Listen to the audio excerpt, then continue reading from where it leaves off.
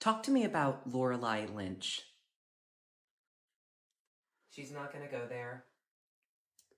There's clearly been a rift between the two of you. Don't go there. Oh no, I'm going there. I'm going there. Yeah, well, I'm sorry. Hey, you don't tell me how to be a journalist. You don't tell me how to be a publicist. Yeah, well, you work for one person, okay? I work for the whole country. No, that's not what it said on the contract. Is it jealousy, or are you jealous? Is it? But that's what you're saying. I'm say not it. saying That's what anything. you're I'm just saying. no. Well, that's what they're saying. All right, last question. No, that's ridiculous. Every single time I come here, it's always the same for you. I'm sorry. Do you mind if I talk to you for another 10 minutes? It's ridiculous, is what it is. My God. Then Mary and Joseph came to an inn, where they asked the innkeeper if there was any place to stay for the night. The innkeeper then said to them, "There's no room."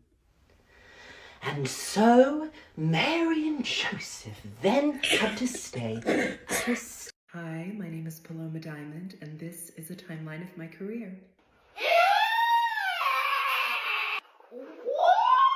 So, the Gastro Chronicles were really about this dichotomy between dark and light. I played a bolus, which is actually a scientific term for when food first enters the digestive tract. And the genius director, Ian Gungelin, said that I needed to really come out of my shell. It was such a turning point in my career, and it's an experience that I hold dear to my heart.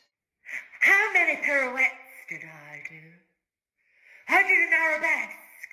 How could you not see? I thought that Jeanette Rosenstein, who directed I Am the Master, really didn't like me. She gave me a lot of tips about how to immerse myself into a doctor who is being possessed by a ballerina that died on the operating table.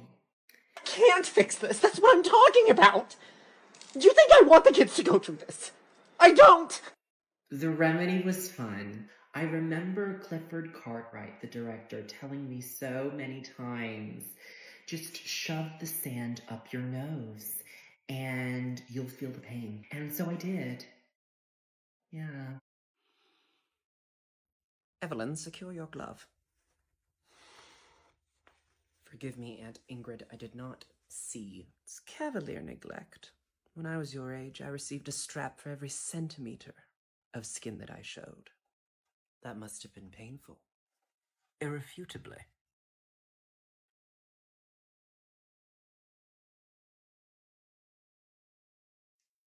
Who's the stable boy? He does not concern you. Young girls should spend more time learning how to embroider and less time inspiring relationships with unseemly and undependable admirers.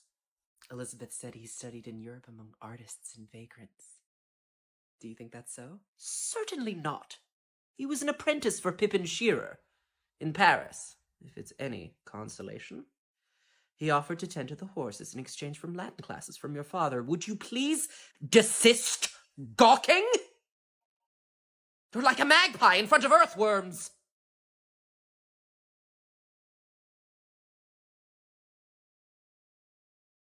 The President of the United Kingdom has met with the President of the Democratic States of America to discuss war crimes committed against the Allies during the Third World War.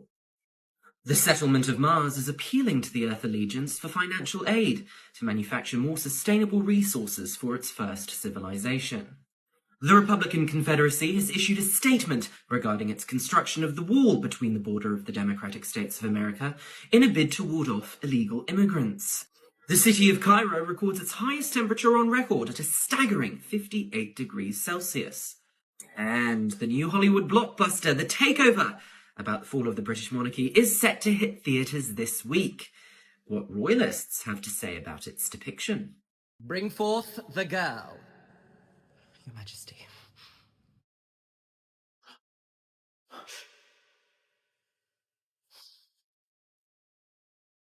Thou art pale. Has the pox succumbed to thee? Nay, Your Majesty.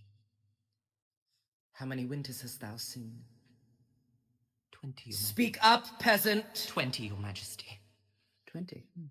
Thou art seasoned. Henceforth thou shalt dine in my royal court. Thou shalt humour me, and drink from my wine, and accompany me in my bedchambers. Any disobedience, and I will have thy head on a spike. Understood? Her Majesty will not be disappointed. Prithee, may I request permission to speak? Go on. If Her Majesty doth take my head from my shoulders, may I choose the spike?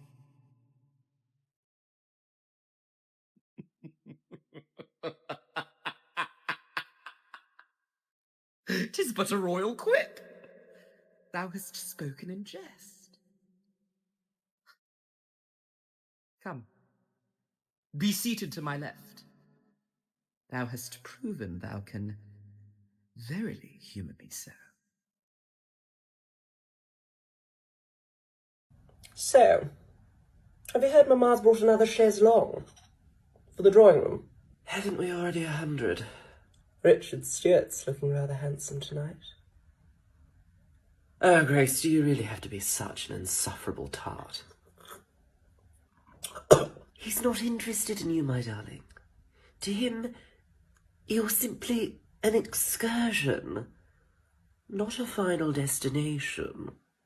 And you speak from experience? I'm speaking from maturity. I think that's where our differences lie. See, I'm not like you. I don't open my legs for every gentleman that gives me the time of day. Oh, you loathsome cow. Or is it that you're only after him for his money?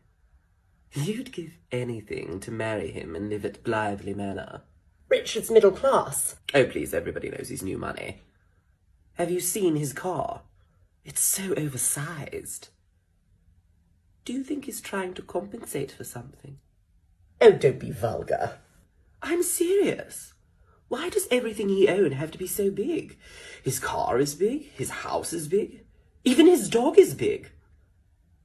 Richard Stewart's ego is just like the cosmos.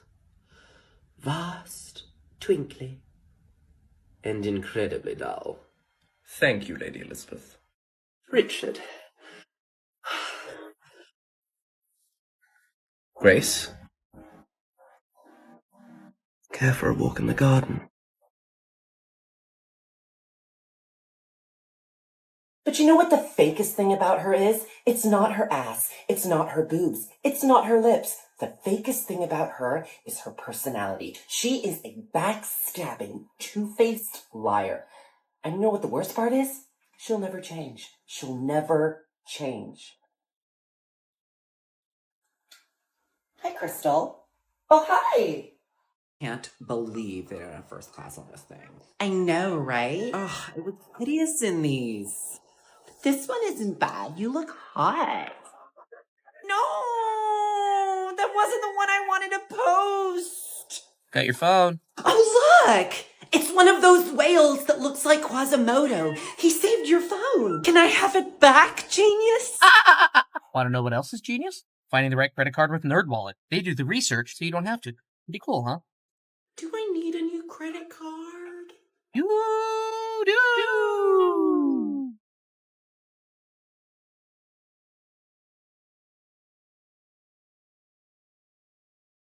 God, that's a surprise. What is it? It's a CD of Joni Mitchell. Wow. To continue your emotional education. Well, that's great. My brilliant wife. Yes. Do you mind if I just absent myself for a second? All that ice cream. Can you make sure the kids are ready to go? Don't let them know. Don't give yourself away. I've looked at love from both sides now, from give and take. And still somehow it's love's illusions that I recall. Here's an idea. Marry me. What? Marry me. You're crazy. You are literally crazy. I know. But Everything just marry me anyway. on our own. Okay. Do you love her? George seems rather friendly. He is. Although it's clouded by his conceit. If he asks you to the ball, would you say no? Well, I won't say yes. But you wouldn't say no. Are you going to Lily's party this evening? I hear our old governess is going, the old crone. I am. Cousin Harold's coming. Right, well, I'm not going. Papa's bringing Richard Stewart. Richard Stewart? Really? Your life isn't a novel, Elizabeth. A day before we had started shooting, I was attacked by a swarm of bees. Oh my god! But what if you're allergic or something? You could have died. I walked onto set the next day, looking like Jabba the Hutt from Star Wars.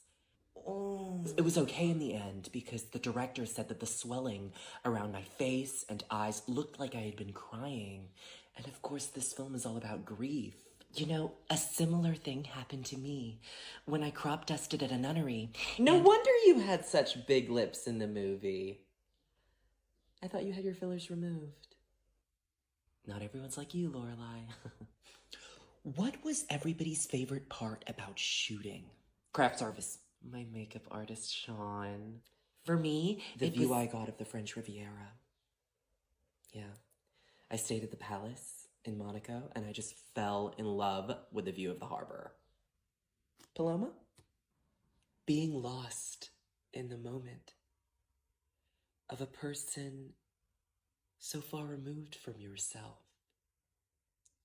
but yet you resonate with wholeheartedly. Oh, yeah. To the point that it takes over your body, and you are transformed. It was a beautiful service. I admire what Father Winston said about the parable of the Good Samaritan. If it wasn't for this loathsome migraine, I would have enjoyed it a lot more. It might have been the cognac that you indulged in. It was not the cognac. It was from our promenade in the park yesterday. It was only a leisurely stroll, much like the one we are on now. Moreover, it was the cod that disagreed with my constitution. I had to have my chamber pot frequently emptied last night. Oh, how pleasant. Did the organist have to play so loudly this morning? Such a miraculous din. When I retire to my room, have Gerald fetch me some valerian drops and some peppermint tea. Would you like some medicinal whiskey with that? No! Oh.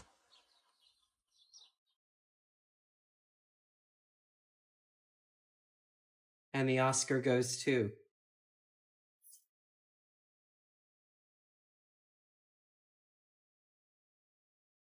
Lorelai Lynch, The Last Train Home.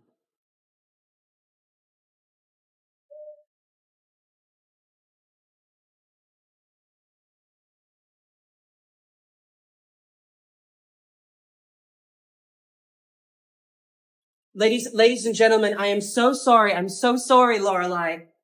Ladies and gentlemen, I am so sorry. That was best cinematography. Best actress is to Taylor Witherfork for Hail.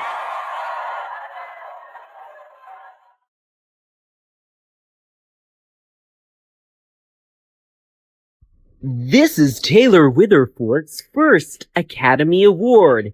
She was previously nominated in the film Sandstone and Archetype.